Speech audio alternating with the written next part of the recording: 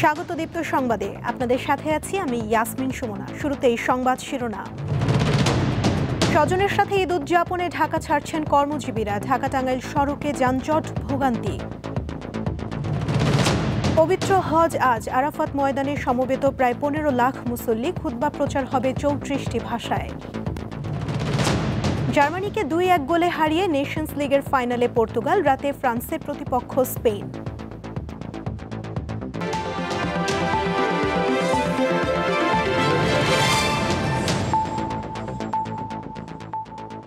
এবারে বিস্তারিত। ঈদুল আজহা উপলক্ষে আজ থেকে টানা 10 দিনের ছুটি শুরু হয়েছে। প্রিয়জনের সঙ্গে ঈদ উদযাপনে গ্রামে ফিরছেন কর্মজীবী মানুষ। বাস, ট্রেন ও লঞ্চে বেড়েছে যাত্রী চাপ। অতিরিক্ত যানবাহনের চাপে ঢাকা টাঙ্গাইল যমুনা সেতু মহাসড়কে প্রায় 23 কিলোমিটার এলাকায় যানবাহন চলছে ধীর গতিতে। গতরাত থেকে যমুনা সেতুর টোল প্লাজা থেকে রাবনা পর্যন্ত এই যানজটের সৃষ্টি হয়। এতে উত্তরাঞ্চলের হাজারো মানুষের চরম ভোগান্তি পোহাতে হচ্ছে। চালক ও যাত্রীরা জানান, ভোরে টাঙ্গাইলের নগর জালফই বাইপাস থেকে যানজট পেয়েছেন তারা। এলেঙ্গা পর্যন্ত 13 কিলোমিটার সড়ক অতিক্রম করতে 2.5 ঘন্টার বেশি সময় লেগেছে। যানজট এড়াতে কাজ করছে পুলিশ ও অন্যান্য আইন শৃঙ্খলা বাহিনীর সদস্যরা।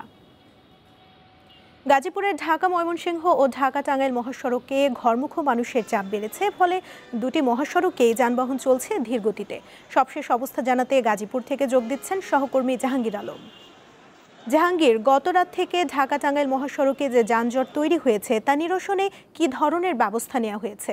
এখন পরিস্থিতির উন্নতি হয়েছে কি?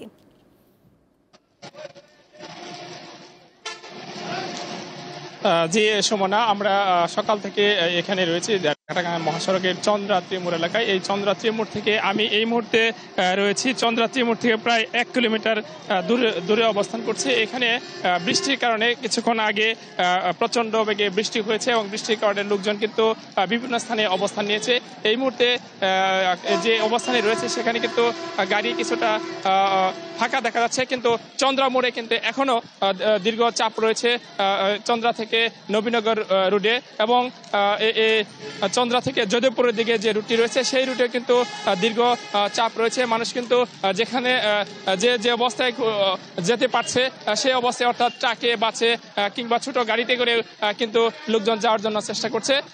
কিছুক্ষণ আগে এখানে পুলিশের মহাপরিদর্শক এসেছিলেন। তিনি জানিয়েছেন যে বৃষ্টির কারণে এবং লোকজন কিন্তু মহাসড়কের উপরে উঠে যাওয়ার কারণে, অর্থাৎ যানবাহনের জন্য উপরে উঠে যাওয়ার কারণে দীর্ঘ জটলার সৃষ্টি হচ্ছে বিভিন্ন স্থানে, এবং আইনশৃঙ্খলা বাহিনীর সদস্যরা যাতে এই চাপ কুলিয়ে উঠতে পারে সেজন্য গাজীপুর মেট্রোপলিটন পুলিশের ঢাকা ময়মনসিংহ মহাসড়কের সাথে আরও অতিরিক্ত পুলিশ যুক্ত করেছে, এবং চন্দ্রা কেন্দ্রিক আরও বেশি পুলিশ সদস্য দিয়েছেন যাতে সহজে নির্বিঘ্নে মানুষ জটলা মুক্তভাবে যার যার গন্তব্যে পৌঁছতে পারে। সুমনা, গাজীপুর থেকে যুক্ত ছিলেন সহকর্মী জাহাঙ্গীর আলম। স্বজনদের সাথে ঈদ উদযাপনে ট্রেনের রাজধানী ছাড়ছে কর্মজীবী মানুষ।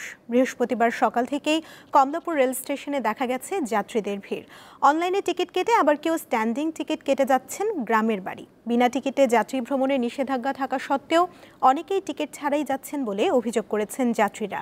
3 স্তরের নিরাপত্তা ব্যবস্থার পাশাপাশি সময়সূচি ঠিক রাখতে 9টি আন্তনগর ট্রেনের বিমানবন্দর স্টেশনে যাত্রা বিরতি বাতিল করা হয়েছে। কমলাপুর স্টেশনের ম্যানেজার সাজিদুল ইসলাম জানান, প্রতিদিন 62টি রেগুলার এবং একটি স্পেশাল সহ মোট 63টি ট্রেন দেশের বিভিন্ন গন্তব্যে যাচ্ছে।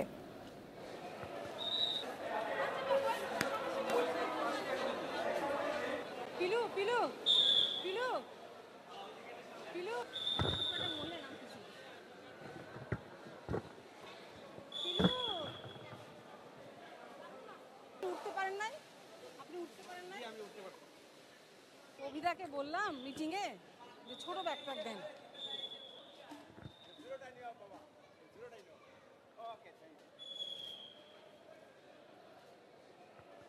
মিটিংয়ে যে ছোট ব্যাকপ্যাক দেন।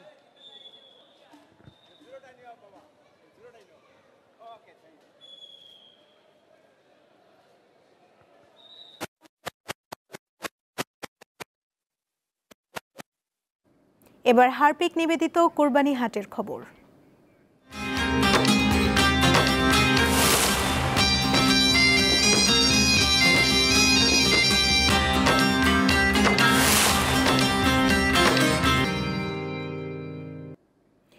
দিনাজপুরে জমে উঠেছে কোরবানি পশুর হাট। বিস্তারিত জানাতে যোগ দিচ্ছেন বাবুর অস্থায়ী পশুর হাট থেকে সহকর্মী সুলতান মাহমুদ। সুলতান, দিনাজপুরে কোরবানির পশু বিক্রি হচ্ছে কেমন? দাম নিয়ে ক্রেতা বিক্রেতার প্রতিক্রিয়া কেমন দেখছেন?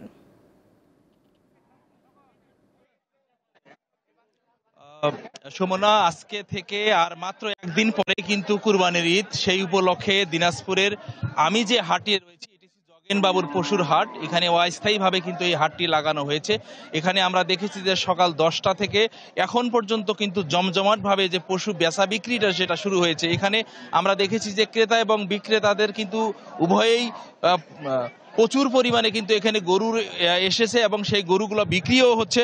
আমরা এখানে শুনেছি যে বিক্রেতারাও বলেছে যে গত কয়েকদিনের তুলনায় আজকে একটু পশুর কিন্তু চাহিদা বেশি, এবং যেহেতু একদিন পরেই কুরবানির ঈদ শুরু হচ্ছে, এজন্যই কিন্তু খুব দ্রুত সময়ের মধ্যেই ক্রেতারা কিন্তু গরু কিনে নিয়ে যাচ্ছে। এবং আরেকটা বিক্রেতারা বলছে যে আজকে গরু কিন্তু বেশি বিক্রি হচ্ছে। এছাড়াও কিন্তু আজকে ক্রেতারা বলেছে যে বিক্রেতারা বলেছে যে গরু বিক্রির পাশাপাশি কিন্তু বিক্রেতারাও একটি কথা বলেছে যে আজকে একটু পশুর দাম বেশি, অন্য হাটের তুলনায় বা অন্য দিনের তুলনায় আজকে কিন্তু একটু বেশি গরু বিক্রি হচ্ছে এবং একটু গরুর দাম বেশিও মনে হচ্ছে বলে ক্রেতারা আমাদেরকে জানিয়েছেন। এবং বিক্রেতারা বলছে যে যেহেতু এবছর গো খাদ্যের দাম অনেকটাই বেশি এবং সেই তুলনায় গরু লালন পালন করতে তাদের যে পরিমাণ খরচ হয়েছিল সেটি কিন্তু তারা বলছে যে এই ঈদ এসে সেই তাদের দামটি পারবে।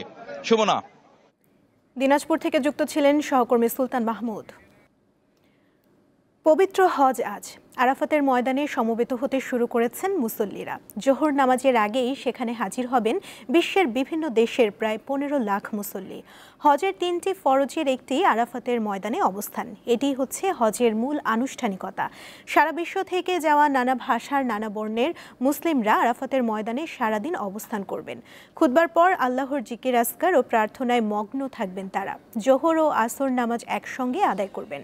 আরাফাতের ময়দানে খুতবা দেবেন সৌদি আরবের শুরা কাউন্সিলের সাবেক চেয়ারম্যান ও মসজিদুল হারামের খতিব ফদিলাতুস শায়েখ সালেহ বিন হুমাইদ। আরাফাতের খুতবা এবার বাংলা সহ 34টি ভাষায় সম্প্রচার করা হবে।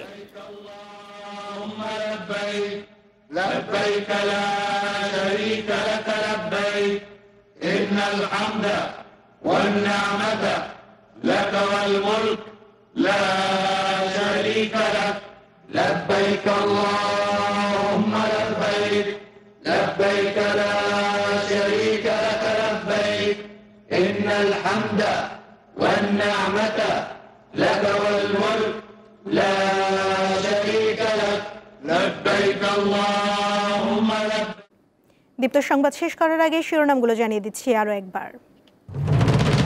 স্বজনের সাথে ঈদ উদযাপনে ঢাকা ছাড়ছেন কর্মজীবীরা। ঢাকা টাঙ্গাইল সড়কে যানজট ভোগান্তি। পবিত্র হজ আজ আরাফাত ময়দানে সমবেত প্রায় 15 লাখ মুসল্লি। খুতবা প্রচার হবে 34টি ভাষায়। জার্মানিকে 2-1 গোলে হারিয়ে নেশনস লিগের ফাইনালে পর্তুগাল। রাতে ফ্রান্সের প্রতিপক্ষ স্পেন।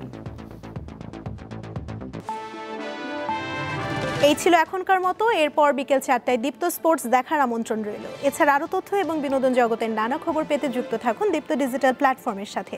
ধন্যবাদ সবাইকে।